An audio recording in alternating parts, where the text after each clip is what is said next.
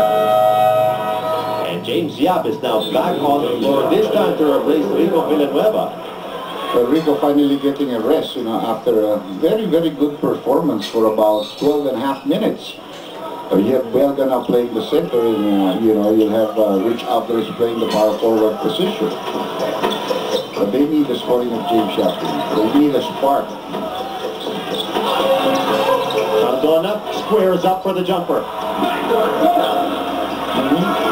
It's not Allen Iverson who breaks their legs, because he doesn't do those crossover and things like that. But he's so slippery that Roger just completely lost his footing there. And Lanete. Fortunately for him, that ball hit the backboard after it was stopped, because that was an interception in the making already for Talk and Text. So the Purefoods TJ Giants will hold on to this one with 12 seconds left on the shot clock. 9 minutes and 19 remaining in the first half. Lanete covered by Castro.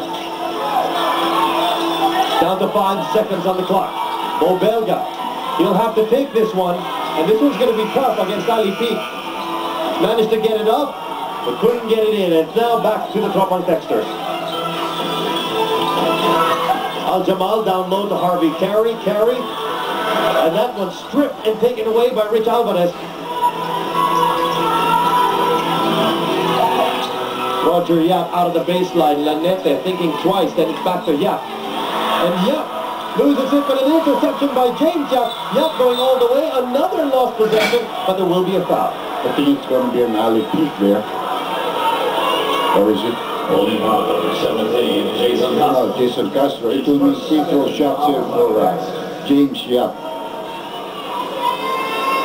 That is going to be the first personal against Jason Castro. And from our angle, we see Eamon Aban and Topix Robinson getting ready to re-enter the game. And the line, James Yap.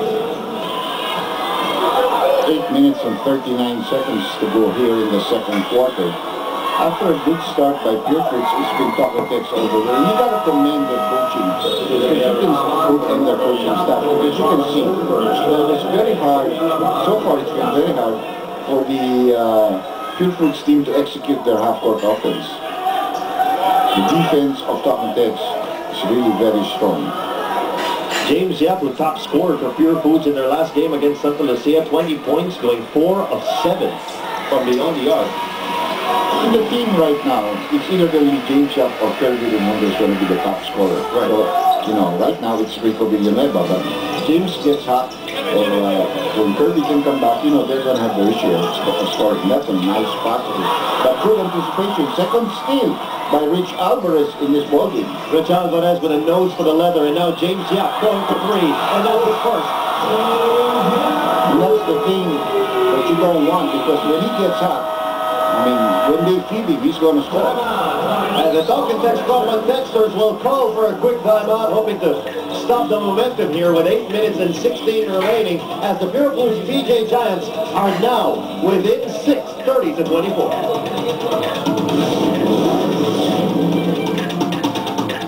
Since there is no time for a vacation, they will just be spending a quiet Christmas at home.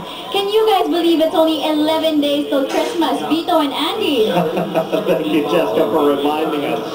And that only reminds me that my Christmas shopping is far from done. Have you started? A little bit.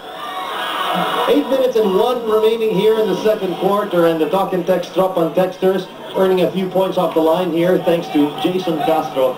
And that brings the lead up back to 7, 31-24. For a very nice Sunday crowd here, especially for these two teams. Purefoods certainly has a lot of following.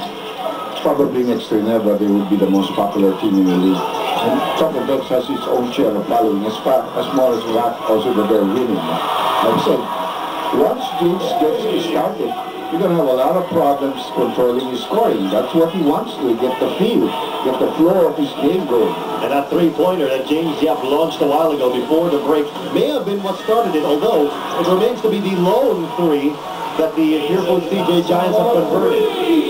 On the other end, Aban trying to catch a defense asleep, and that's going to be troubling.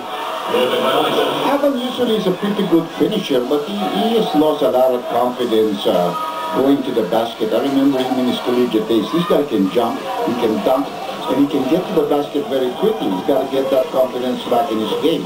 He came off the Alaska team and as a free agent and got here with Purefoods. Falcon Tex missing out on their opportunity to bring the lead back up to double digits, and now the TJ Giants. Belga can't control the leather. Again, will he be able to finish? And he's not exactly the quickest player and not a very good dribbler. Still giving him that ball that far, he may not have been able to finish it. But you have to give him the effort because he was running to the front court. Castro with his second, that was a 2-point shot. That was a long two, but they probably will have that contested or checked later on.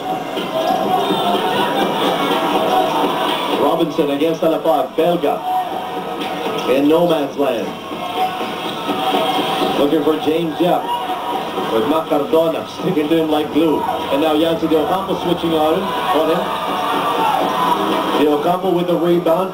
And now, as there's that backcourt duo we were talking about, the best tandem in the PBA today, Mac Cardona and Jimmy Alapag.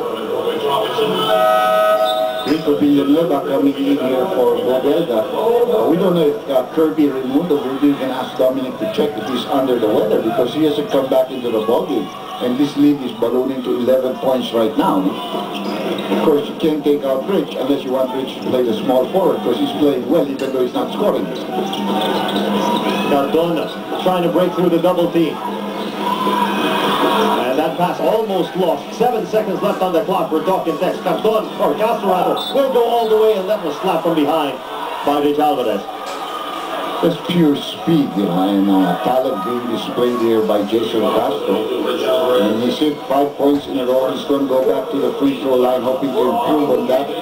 Personally, his scoring is already at 7 right now.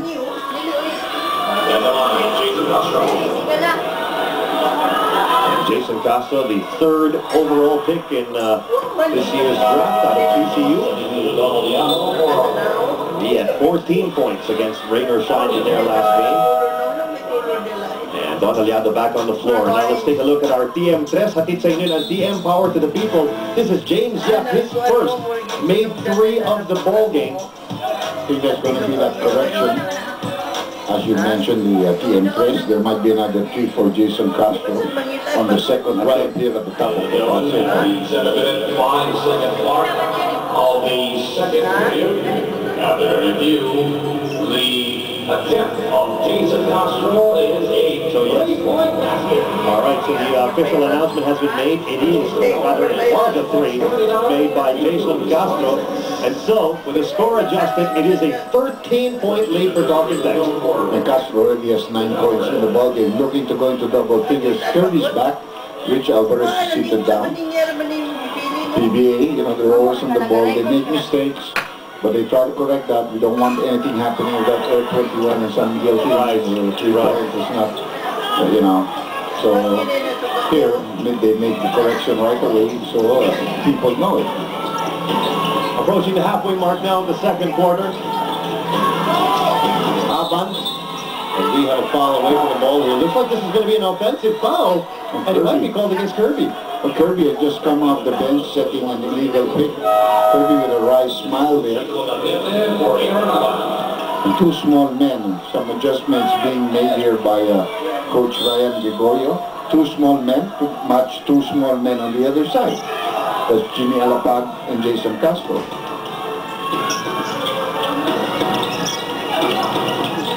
Alapag chased down by the double team. Yancy De Ocampo wide open from the corner pocket. That's another 3 for the Talking Tex Drop on Texters. And this is now the biggest lead of the ball game, ahead by 16, 42-26. More PBA Sunday on CS9 after this.